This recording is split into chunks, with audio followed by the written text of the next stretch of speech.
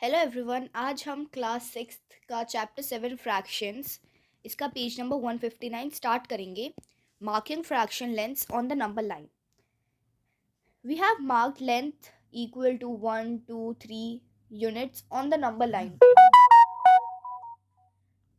हमने number line के ऊपर यूनिट्स मार्क की थी जो बराबर होती थी लेंथ्स मार्क की थी 1 2 3. नंबर लाइन के ऊपर हमने मार्क करना पहले सीखा था. Now let us try to mark lengths equal to fractions on the number line. और अब हम ये देखेंगे कि जो नंबर लाइन पे फ्रैक्शंस कैसे बनाते हैं, मतलब मार्क कैसे करते हैं. What is the length of the blue line? Write the fraction that gives the length of the blue line in the box. आपको यहाँ पे जो ब्लू लाइन गिवन है उसकी लेंथ बतानी है. तो फिर उसके लिए हम सबसे पहले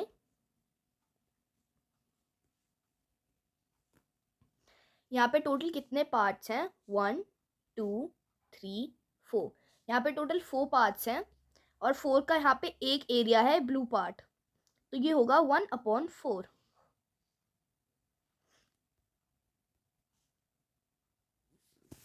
The distance between 0 and 1 is 1 unit long. It is divided into 2 equal parts, so the length of each part is 1/2 unit. So this blue line is 1/2 unit. तो फिर यहाँ पर 1/4 नहीं आएगा, 1/2 आएगा, क्योंकि यहाँ पे इन लोगों ने सिर्फ 0 से 1 तक का डिस्टेंस लिया है और यहाँ पे जो ब्लू लाइन है वो इसे 2 इक्वल पार्ट्स में डिवाइड कर रही है, तो फिर ये 1/2 होगा. Now can you find the length of the various blue lines shown below? Here, the fractional unit is dividing a length of 1 unit into 3 equal parts. Write the fraction that gives the length of the blue line in the box or in your notebook. यहाँ पे जो fractional unit है वो divide कर रही है एक unit length को 3 इक्वल पार्ट्स में. तो फिर अब हमें जो ब्लू लाइन है उसकी फ्रैक्शन बतानी है. तो फिर जो ब्लू लाइन है वो 2 इक्वल पार्ट्स में जा रही है और जो 1 इक्वल पार्ट है वो होगा 1/3, तो फिर 2 होंगे 2/3. Here a unit is divided into 5 equal parts. Write the fraction that gives the length of the blue line in the respective boxes or in your notebook. यहाँ पे जो एक यूनिट को डिवाइड किया गया है 5 इक्वल पार्ट्स में और हमें बताना है कि वो फ्रैक्शन कितनी है. तो फिर जो स्मॉलर ब्लू लाइन है वो होगा 2/5 और जो बड़े वाली लाइन है, बड़े वाली ब्लू लाइन है, वो होगी 4/5. Now a unit is divided into 8 equal parts. Write the appropriate fraction in your notebooks. अब एक यूनिट को 8 इक्वल पार्ट्स में डिवाइड किया गया है, उसे अपने नोटबुक में बना के करके दिखाओ. तो फिर उसके लिए भी हमें सेम ऐसे ही करके हम एक लाइन लेंगे, उसमें हम 8 इक्वल पार्ट्स ड्रॉ करेंगे.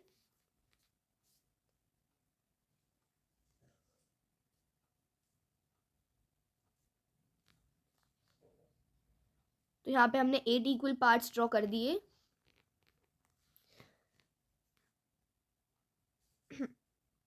अब हमें कोई भी फ्रैक्शन लिखेंगे हम 8 इक्वल पार्ट्स के बीच में, जैसे हमने लिया 5/8 और एक और लेंगे हम 8/8.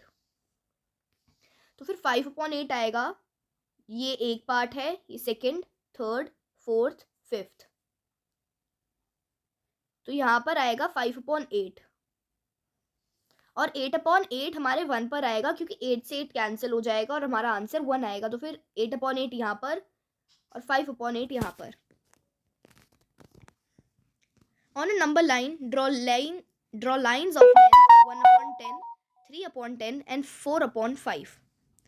तो अब हमें एक नंबर लाइन लेनी है और उस पर हमें इन लेंस को ड्रॉ करना है 1/10, 3/10 और 4/5. हमें इन तीनों को एक ही नंबर लाइन के ऊपर ड्रॉ करना है.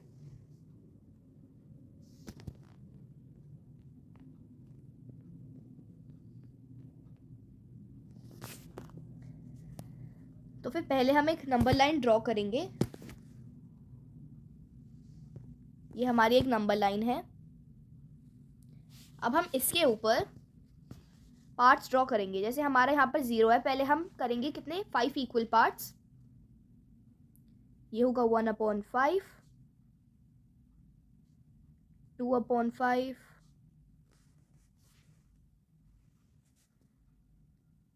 3/5,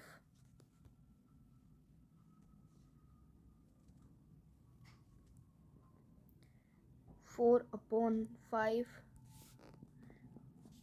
और यहाँ पर हमारा आ जाएगा 1।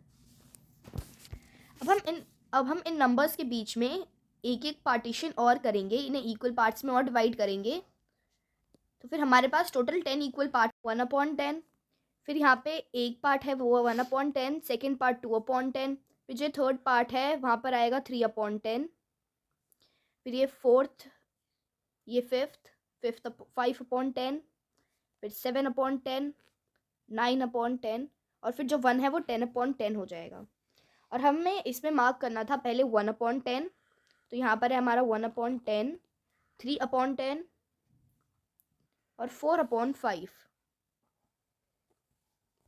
ये था हमारा फर्स्ट का answer. Right 5 more fractions of your choice and mark them on the number line। अब ऐसे ही आपको कोई और 5 फ्रैक्शंस लिखनी है और उन्हें नंबर लाइन पे मार्क करना है। आप डिनोमिनेटर सेम लेके भी लिख सकते हैं या फिर अलग अलग लेके भी कर सकते हैं।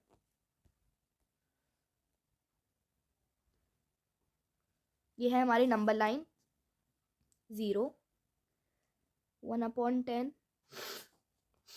1/5, 2/5,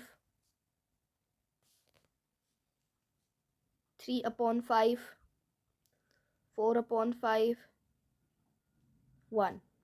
अब हमें इसमें जैसे कोई भी नंबर मार्क करना है, जैसे 1/5 तो फिर यहाँ पर 2/5, 3/5, 4/5 और 5/5 के लिए हम 1 करेंगे, क्योंकि 5 से 5 कैंसिल हो जाएगा और हमारा आंसर 1 आएगा। तो फिर 5/5 1 होगा। तो फिर सेकंड में आप ऐसे ही कोई भी नंबर्स लेके फ्रैक्शन करके उसको नंबर लाइन पे दिखा सकते हैं। How many fractions lie between 0 and 1?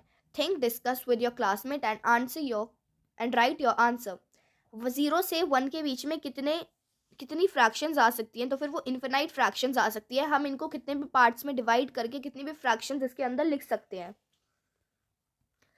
What is the length of the blue line and black line shown below?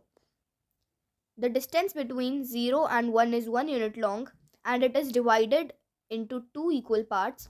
The length of each part is 1/2, so the blue line is 1/2 units long. Write the fraction that gives the length of the black line in the long boxes. तो फिर जो 0 से 1 तक एक unit है उसे हमने divide किया है 2 इक्वल पार्ट्स में। तो फिर जो ब्लू लाइन होगी वो होगी 1/2 और जो ब्लैक लाइन है वो 2, यहाँ पे 1 से 2 तक एक यूनिट है। तो फिर 1/2 ये एक यूनिट थी, 1/2 प्लस 1/2 तो फिर ये आएगा 3/2। Right the fraction that gives the length of the black line in the respective boxes। तो फिर यहाँ पे मतलब यहाँ पे ब्लैक लाइन की हमें लेंथ बतानी है। तो फिर जो फर्स्ट ब्लैक लाइन है उसकी लेंथ होगी 6/5, फिर पहले वाले क्वेश्चन की तरह ही सेम है। नेक्स्ट की होगी 7/5, नेक्स्ट की होगी 8/5 और लास्ट की होगी 9/5। वो हमारा नेक्स्ट टॉपिक है मिक्स्ड फ्रैक्शंस, जो हम नेक्स्ट पार्ट में कवर करेंगे।